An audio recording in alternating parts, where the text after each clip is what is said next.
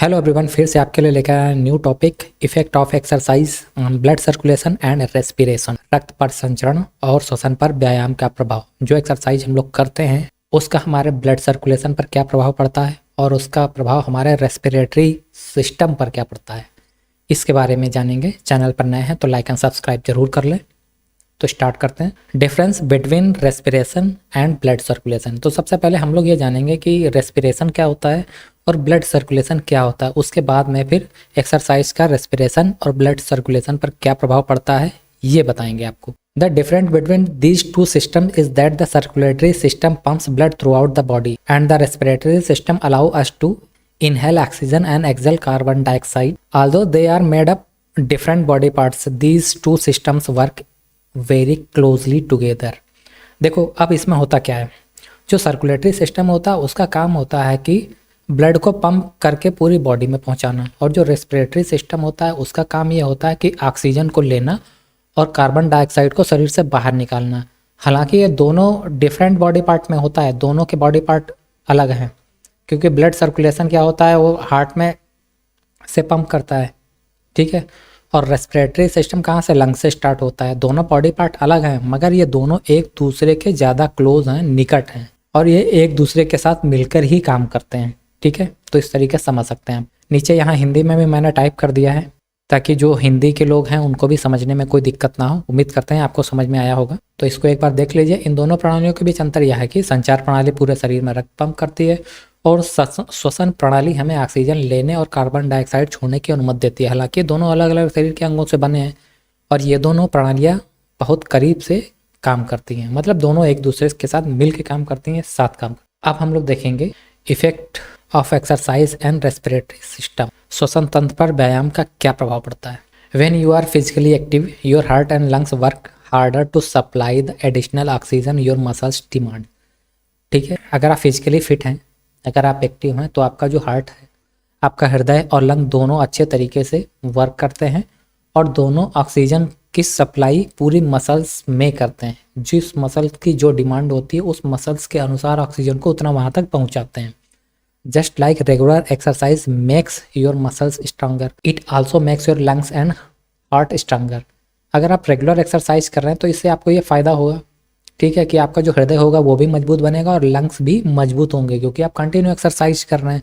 तो उससे क्या होता है, जो आप एयर लेते हैं तो वो ज़्यादा से ज़्यादा एयर आपके लंग्स में जाती है और ज़्यादा से ज़्यादा ब्लड सर्कुलेशन होता है हार्ट के थ्रू जब आप एक्सरसाइज करते हैं, तो दोनों को ही फ़ायदा होता है। Respiration is a important because it produce energy that is necessary for the functioning of the body. अब रेस्पिरेशन इंपॉर्टेंट इसलिए हो जाता है क्योंकि इसमें हम ऑक्सीजन लेते हैं और पूरे बॉडी में जो भी कार्बन डाइऑक्साइड होती है उसको बाहर निकालते हैं, ठीक है। इसलिए ये ज़्यादा इंपॉर्टेंट हो जाता है पूरी बॉडी में फंक्शन करने के लिए, और ये एनर्जी भी प्रोड्यूस करता है, क्योंकि जब बॉडी के अंदर ऑक्सीजन जाती है तभी एनर्जी मिलती है। अगर ऑक्सीजन जाना बंद हो जाएगी तो बॉडी काम करना बंद कर देगी, तो फिर कहाँ से एनर्जी आएगी। It provide oxygen to the cells and expels toxin carbon dioxide. अब जो ऑक्सीजन शरीर के अंदर जाती है वो पूरे बॉडी में मसल्स के अनुसार जानते हैं, मीन्स जहाँ पर जितनी ऑक्सीजन की ज़रूरत है वहाँ पर उसको भेजा जाता है, और जितने भी टॉक्सिक एलिमेंट्स हैं या टॉक्सिक कार्बन डाइऑक्साइड है उसको शरीर से बाहर निकाला जाता है। When oxygen reach the cells this oxygen break down glucose which is present in digested food and release energy. अब जो ऑक्सीजन सेल्स में जाती है उससे होता क्या है, ग्लूकोज ब्रेक डाउन होता है, और जब ग्लूकोज ब्रेक डाउन होता है तो ग्लूकोज से एनर्जी बनती है और जो पूरी बॉडी को मिलती है। अब एक्सरसाइज का रेस्पिरेटरी सिस्टम पर क्या प्रभाव पड़ता है, यहाँ पर ये मैंने यहाँ पर 3 दे रखे हैं, 1 2 और ये 3, इनको भी देख लेते हैं। Increase strength of intercostal muscle therefore respiratory system is stronger. अब इंटरकोस्टल जो मसल्स होती है उसमें जब एयर अच्छे से जाएगी और एयर बाहर निकाली जाएगी तो काफ़ी ज़्यादा इंटरकोस्टल मसल्स स्ट्रॉन्गर हो जाते हैं, ठीक है। और जब वो मसल्स स्ट्रॉन्गर हो जाते हैं तो रेस्पिरेटरी सिस्टम अच्छे से वर्क करता है, तो रेस्पिरेटरी सिस्टम पूरा का पूरा स्ट्रॉन्ग बन जाता है। Second is increase strength of diaphragm therefore respiratory system is stronger. अब जो डायफ्राम होते हैं जहाँ से ऑक्सीजन ली जाती है और कार्बन डाइऑक्साइड को बाहर निकाला जाता है, तो डायफ्राम क्या होते हैं, ज़्यादा एयर जब अंदर खींची जाती है और ज़्यादा ही एयर जब बाहर निकलती है तो डायफ्राम में क्या है, मजबूती आ जाती है। अगर आप थोड़ी देर के लिए देखें कि कम सांस लें और कम सांस छोड़ें तो डायफ्राम ज़्यादा नहीं फूलता है। जब आप ज़्यादा सांस लेंगे, और ज़्यादा सांस कब लेंगे, जब आप एक्सरसाइज करेंगे, तो क्या होगा, डायफ्राम ज़्यादा से ज़्यादा ऑक्सीजन लेगा और ज़्यादा से ज़्यादा कार्बन डाइऑक्साइड निकालेगा, तो जो उसकी स्ट्रेंथ है वो बढ़ेगी और वो और ज़्यादा मजबूत होगा, जिससे कि पूरा का पूरा रेस्पिरेटरी सिस्टम मजबूत हो जाएगा। थर्ड देखते हैं, increase lungs volume therefore due to increase tidal volume and vital capacity. अब जो लंग्स होता है, जो फेफड़ा होता है, उसका वॉल्यूम मीन्स आप इससे कह सकते हैं कि जो उसकी मात्रा होती है फेफड़े की वो बढ़ेगी। बढ़ने का मतलब जब ज़्यादा से ज़्यादा आप इनहेल करेंगे, मीन्स आप ऑक्सीजन लेंगे और कार्बन डाइऑक्साइड बाहर निकालेंगे, तो क्या होगा, फेफड़े की मात्रा में वृद्धि होगी, जिससे क्या होगा, टाइडल वॉल्यूम और वाइटल कैपेसिटी दोनों की दोनों बढ़ जाएंगी, कि आप कितनी ज़्यादा सांस ले पा रहे हैं, कितनी ज़्यादा एयर आप खींच पा रहे हैं और कितनी ज़्यादा एयर आप निकाल पा रहे हैं कम समय के अंदर, ये दोनों बढ़ जाएंगी, जिससे क्या होगा, फेफड़ा मजबूत होगा।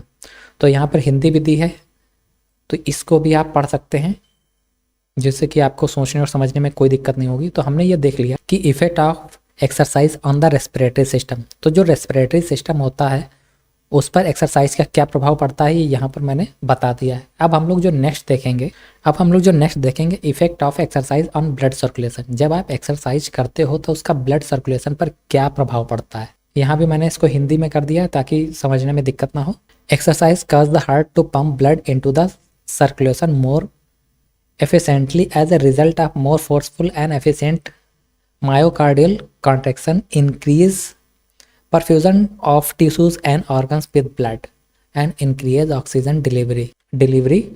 Aerobic exercise train the heart to become more efficient. अब इसमें कहने का मतलब ये है कि जब आप एक्सरसाइज करते हो तो हार्ट के अंदर या हृदय के अंदर ब्लड पंप करता है। तो जब आप एक्सरसाइज करते हो तो उस समय हृदय को सबसे ज़्यादा, या पूरी बॉडी को कह सकते हैं, ऑक्सीजन की सबसे ज़्यादा ज़रूरत होती है। ठीक है, तो जब ऑक्सीजन मिलता है तो उसी के हिसाब से ब्लड पंप भी सबसे ज़्यादा होता है, क्योंकि उस समय क्या होता है, हार्ट बीट जब तेज़ होती है तो ब्लड पंप ज़्यादा से ज़्यादा होने लगता है। जब ब्लड पंप ज़्यादा से ज़्यादा होगा तो ज़्यादा से ज़्यादा ब्लड होता है वो शरीर के अंदर जाने लगता है। जब ज़्यादा ब्लड शरीर के अंदर जाएगा तो लंग्स जो ऑक्सीजन ले रहे हैं वो ऑक्सीजन भी ब्लड के थ्रू पूरी बॉडी में जाएगी। तो इससे क्या होता है, पूरी बॉडी में ऑक्सीजन डिलीवरी बहुत अच्छे से होगी।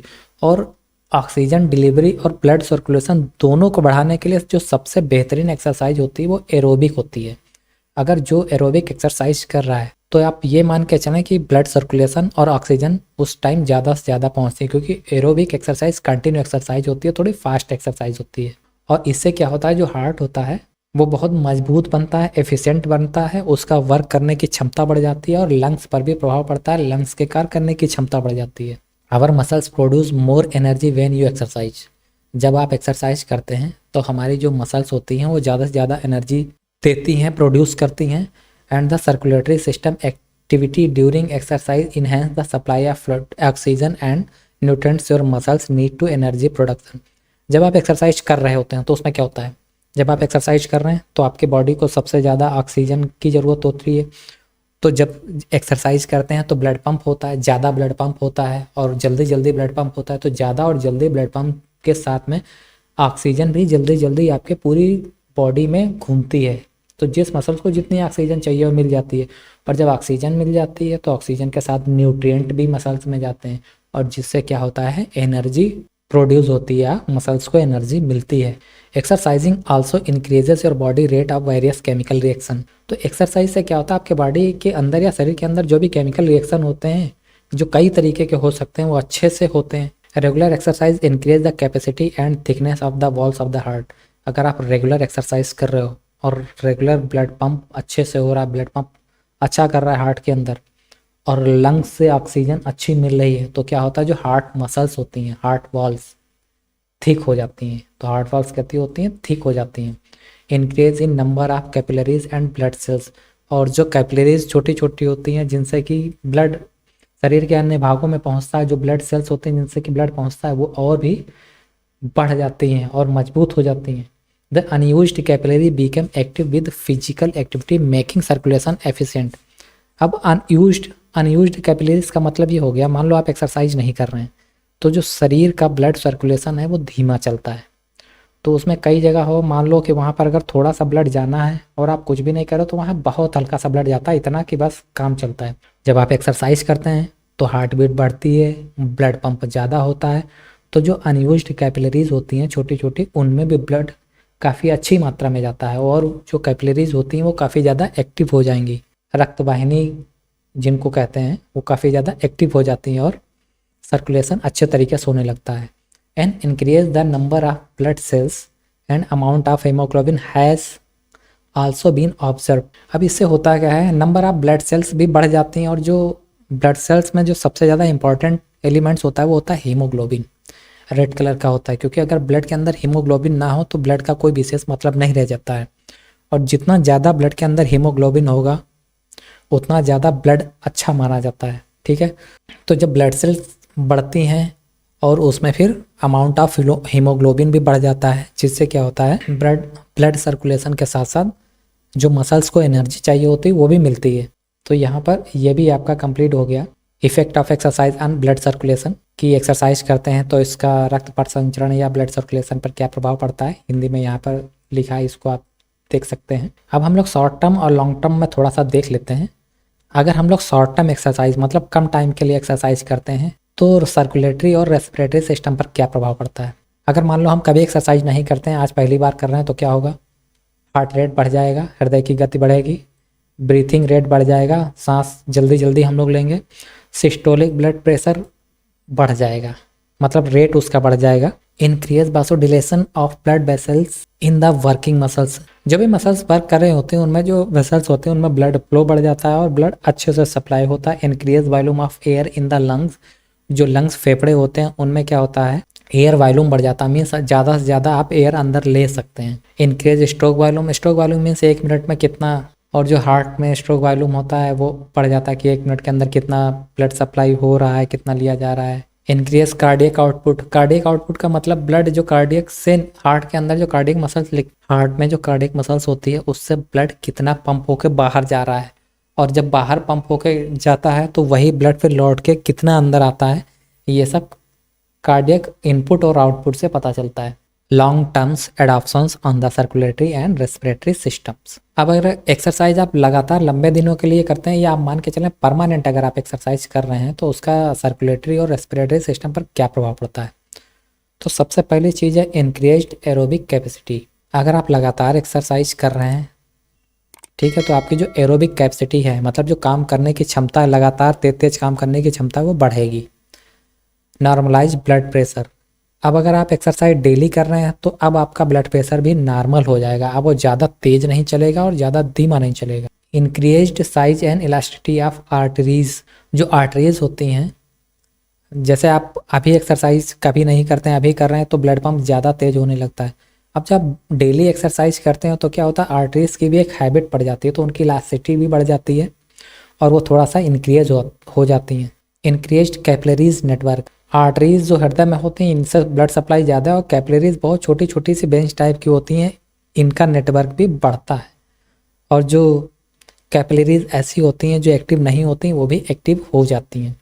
Increase strength of diaphragm and intercostal muscles, तो जो डायफ्राम होता है जिसमें गैस हम लोग जिसमें बोलते हैं सांस लेके जो ऑक्सीजन अंदर जाती है या जो एयर हम लोग अंदर लेते हैं, तो डायफ्राम का साइज भी बढ़ जाता है और इंटरकॉस्टल जो मसल्स होती हैं वो काफ़ी ज़्यादा अच्छे से वर्क करती हैं। Increase stroke volume and cardiac output, और जो स्ट्रोक वॉल्यूम होता है और कार्डियक आउटपुट होता है, ठीक है, तो 1 मिनट में कितना ब्लड अंदर जा रहा है और कार्डियक आउटपुट से जो ब्लड बाहर की तरफ सप्लाई हो रहा है, कार्डियक इनपुट से जो ब्लड अंदर की तरफ आ रहा है, तो इनमें भी डिफरेंस देखने को मिलता है, दोनों चीज़ें बढ़ जाती हैं क्योंकि आप कंटिन्यू कर रहे हैं। रिड्यूस लेवल ऑफ कोलेस्ट्रॉल, जो कोलेस्ट्रॉल का लेवल होता है वो क्या होता है, कम होने लगता है, क्योंकि ज़्यादा अगर कोलेस्ट्रॉल बढ़ेगा तो फिर कैसा होता है, वो हार्मफुल हो जाता है। Increase blood volume, regular exercise करेंगे, ज़्यादा ऑक्सीजन लंग्स के द्वारा मिलेगी, ज़्यादा ब्लड सप्लाई होगा, तो उससे क्या होता है, शरीर को ज़्यादा एनर्जी मिलेगी और ज़्यादा से ज़्यादा हीमोग्लोबिन प्रोड्यूस होगा, जो ब्लड का वॉल्यूम होगा वो बढ़ जाएगा। Increase number and size of mitochondria, अब जो माइटोकॉन्ड्रिया है इसका काम होता है शरीर को पावर देना, ठीक है, ये माइटोकॉन्ड्रिया क्या होती है, एटीपी निकालती है, एडेनोसिन ट्राइफॉस्फेट, ठीक है, तो एटीपी से क्या होता है, शरीर को पावर मिलता है, तो क्या होता है, माइटोकॉन्ड्रिया का साइज भी बढ़ेगा और मैक्सिमम माइटोकॉन्ड्रिया बढ़ेंगे जो कि एनर्जी को बनाते हैं या एनर्जी को इंक्रीज करते हैं, तो माइटोकॉन्ड्रिया की संख्या बढ़ेगी और इनका साइज बढ़ेगा अगर आप रेगुलर एक्सरसाइज कर रहे हैं, ठीक है। तो ये इतने फ़ायदे होते हैं लॉन्ग टर्म में। और इतने फ़ायदे होते हैं शॉर्ट टर्म में। शॉर्ट टर्म का मतलब जो कभी कभी करते हैं एक्सरसाइज। तो ये आपने देख लिया। Effect of exercise on blood circulation भी आपने देख लिया। Effect of exercise on the respiratory system भी मैंने आपको बता दिया है। और यहाँ पर आपने देखा difference between respiration and blood circulation, दोनों क्या क्या होते हैं इनके बारे में भी मैंने बता दिया आपको। तो उम्मीद करते हैं ये छोटा सा टॉपिक था और आपको आसानी से समझ में आ गया होगा। तो वीडियो अच्छा लगे तो इसको लाइक शेयर कर सकते हैं, चैनल को सब्सक्राइब जरूर कर लें। तो मिलते हैं आपसे नेक्स्ट वीडियो में नए टॉपिक के साथ। वीडियो देखने के लिए धन्यवाद। जय हिंद।